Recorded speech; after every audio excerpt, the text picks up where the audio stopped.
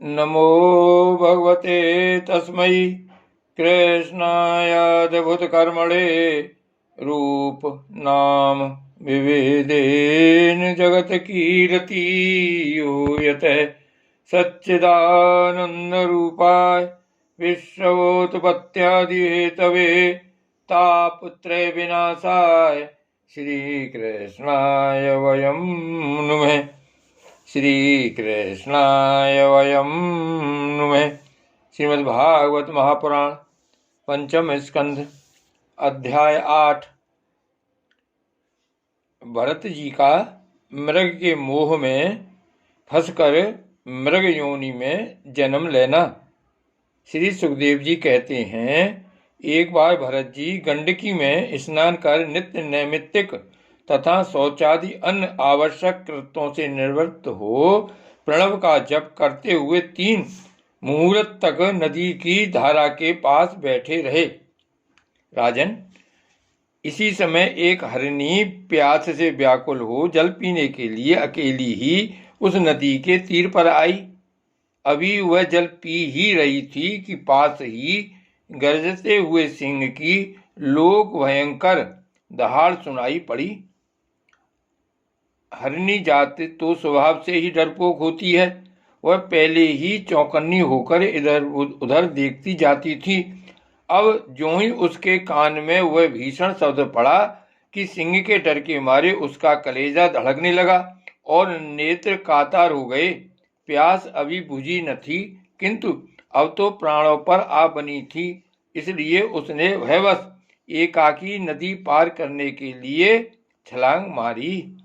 उसके पेट में गर्भ था, अतः उछलते समय अत्यंत भय के कारण उसका गर्भ अपने स्थान से हटकर योनि द्वार से निकलकर नदी के प्रवाह में गिर गया। वह कृष्ण मृग पत्नी अकस्मात गर्भ के गिर जाने, लंबी छलांग मारने तथा सिंह से डरी होने के कारण बहुत पीड़ित हो गई थी। अब अपने झुंड से भी उसका बिछोह हो गया, इसलिए वह किसी गुफा में जा पड़ी और वहीं मर गई। राजऋषि भरत ने देखा कि बेचारा हरिणी का बच्चा अपने बंधुओं से बिछुड़कर नदी के प्रभाव में बह रहा है। इससे उन्हें उस पर बड़ी दया आई और वे आत्मीय के समान उस मातृहीन बच्चे को अपने आश्रम पर ले आए। उस मृग छोने के प्रति भरत जी की ममता उत्तरोत्तर बढ़ती ही गई। वे नित्य उसके खाने पीने का प्रबंध करने, वैराग्यादि से बचाने, लाड़ लड़ाने और पुचकारने आदि की चिंता में ही डूबे रहने लगे। कुछ ही दिनों में उनके यम नियम और भगवत पूजा आदि आवश्यक कृत्य एक एक करके छूटने लगे और अंत में सभी छूट गए। उन्हें ऐसा विचार रहने लगा, अहो कैसे खेद की बात है। इस बेचारे दीन मृग छोने को काल चक्र के वेग ने अपने झुंड, सुहृदय और बंधुओं से दूर करके मेरी शरण में पहुंचा दिया है। यह मुझे ही अपना माता पिता, भाई बंधु और यूथ के साथी संगी समझता है। ऐसे मेरे सिवा और किसी का पता नहीं है और मुझ में इसका विश्वास भी बहुत है। मैं भी शरणागत की उपेक्षा करने में जो दोष है उन्हें जानता हूँ। इसलिए मुझे अब अपने इस आश्रित का सब प्रकार की दोष बुद्धि छोड़कर अच्छी तरह पालन पोषण और प्यार दुलार करना चाहिए। निश्चय ही शांत स्वभाव और दीनों की रक्षा करने वाले परोपकारी सज्जन ऐसे शरणागत की रक्षा के लिए अपने बड़े से बड़े स्वार्थ की भी परवाह नहीं करते। इस प्रकार उस हरिणी के बच्चे में आसक्ति बढ़ जाने से बैठते, सोते, टहलते, ठहरते और भोजन करते समय भी उनका चित्र उसके स्नेह पास में बंधा रहता था। जब उन्हें कुछ पुष्प, समधा, पत्र और फल मूलादि लाने होते तो भेड़ियों और कुत्तों के भय से उसे वे साथ लेकर ही वन में जाते। मार्ग में जहां तहां कोमल घास आदि को देखकर मुग्ध भाव से वह हरिणी शावक अटक जाता तो वे अत्यंत प्रेम पूर्ण हृदय से दयावश उसे अपने कंधे पर चढ़ा लेते। इसी प्रकार कभी गोद में लेकर और कभी छाती से लगाकर उसका दुलार करने में भी उन्हें बड़ा सुख मिलता। नित्य नैमित्तिक कर्मों को करते समय भी राजराजेश्वर भरत बीच बीच में उठ उठकर उस मृग बालक को देखते और जब उस पर उनकी दृष्टि पड़ती तभी उनके चित्त को शांति मिलती। उस समय उसके लिए मंगल कामना करते हुए वे कहने लगते, बेटा तेरा सर्वत्र कल्याण हो। कभी यदि वह दिखाई न देता तो जिसका धन लुट गया हो उस दीन मनुष्य के समान उनका चित्त अत्यंत उद्विग्न हो जाता और फिर वे उस हरनी के बच्चे के विरह से व्याकुल एवं संतप्त हो करुणावश अत्यंत उत्कंठित एवं मोहाविष्ट हो जाते तथा शोक मग्न होकर इस प्रकार कहने लगते, अहो क्या कहा जाए, क्या वह मात्रहीन दीन मृगशावक दुष्ट बहेलियों की सी बुद्धि वाले मुझ पूर्णहीन अनार्य का विश्वास करके और मुझे अपना मानकर मेरे लिए मेरे किए हुए अपराधों को सत्पुरुषों के समान भूलकर फिर लौट आएगा? क्या मैं उसे फिर इस आश्रम के उपवन में भगवान की कृपा से सुरक्षित रहकर निर्विघ्न हरी हरी धूप चरते देखूंगा? ऐसा न हो कि कोई भेड़िया कुत्ता गोल बांधकर विचरने वाले सूकर आदि अथवा अकेले घूमने वाले विराग्यादि ही उसे खा जाएं। अरे संपूर्ण जगत की कुशल के लिए प्रकट होने वाले वेद त्रयी रूप भगवान सूर्य अस्त होना चाहते हैं, किंतु अभी तक वह मृगी की धरोहर लौटकर नहीं आई।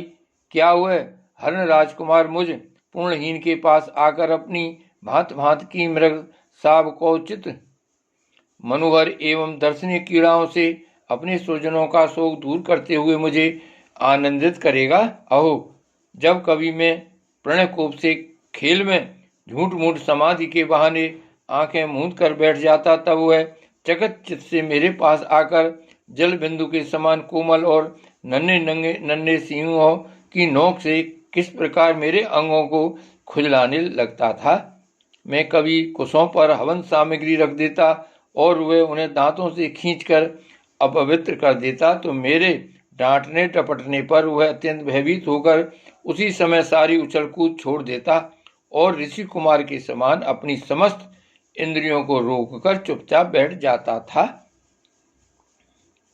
फिर पृथ्वी पर उस मृग शावक के खुर के चिन्ह देखकर कहने लगे, अहो इस तपस्विनी धरती ने ऐसा कौन सा तप किया है जो उस अति विनीत कृष्ण सार किशोर के छोटे छोटे सुंदर सुखकारी और सुकोमल खुरों वाले चरणों के चिन्हों से मुझे, जो मैं अपना मृग धन लुट जाने से अत्यंत व्याकुल और दीन हो रहा हूँ, उस द्रव्य की प्राप्ति का मार्ग दिखा रही है और स्वयं अपने शरीर को भी सर्वत्र उन पद चिन्हों से विभूषित कर स्वर्ग और अपवर्ग के इच्छुक द्विजों के लिए यज्ञ स्थल बना रही है।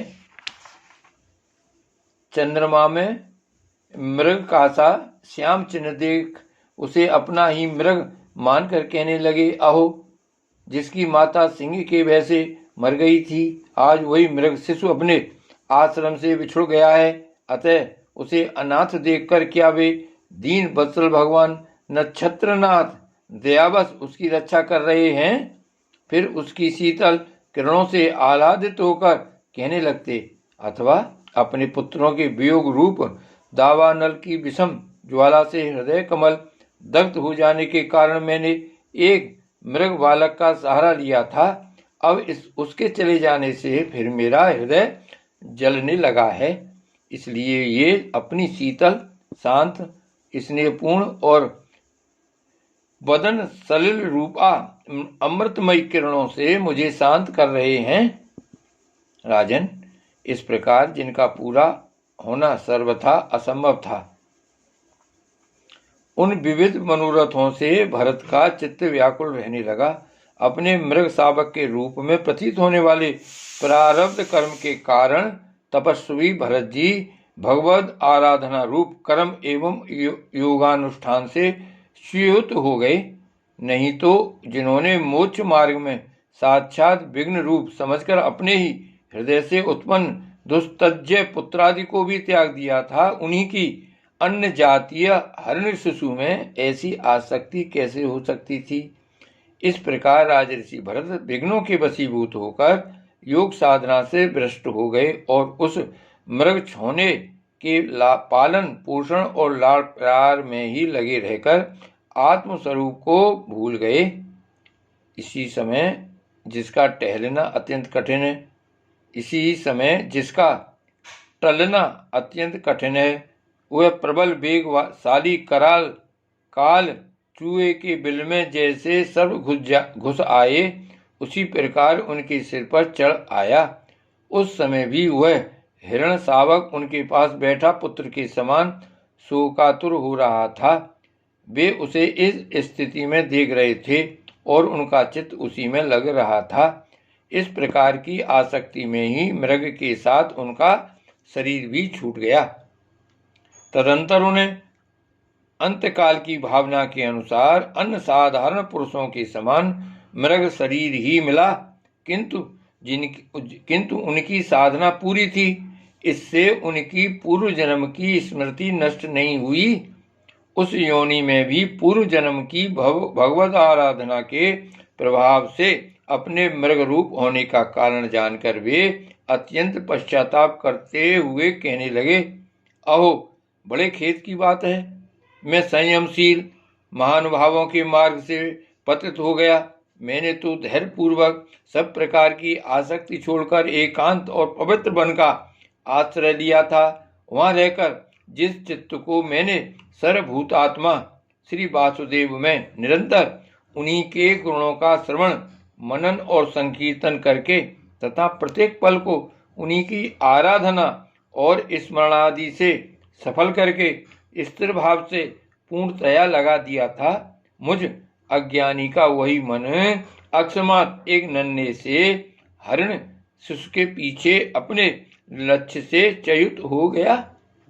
इस प्रकार मृग बने राजऋषि भरत के हृदय में जो वैराग्य भावना जागृत हुई, उसे छिपाए रखकर उन्होंने अपनी माता मृगी को त्याग दिया और अपनी जन्मभूमि कालंजर पर्वत से वे फिर शांत स्वभाव मुनियों के प्रिय उसी सालग्राम तीर्थ में, जो भगवान का क्षेत्र है, पुलस्त और पुलक ऋषि के आश्रम पर चले आए। वहां रहकर भी वे काल की ही प्रतीक्षा करने लगे। आसक्ति से उन्हें बड़ा भय लगने लगा था। बस अकेले रहकर वे सूखे पत्ते घास और झाड़ियों द्वारा निर्वाह करते मृग योनि की प्राप्ति कराने वाले प्रारब्ध के क्षय की बाट देखते रहे।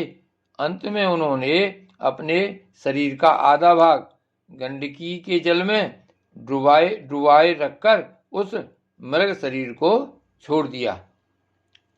श्री भागवत भगवान की जय।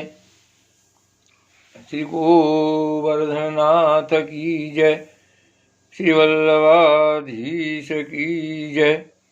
श्याम स्वरूप श्री अमने महारानी की जय। श्री गोकुलनाथ की जय। जय जय श्री गोकुलेश, जय जय श्री गोकुलेश।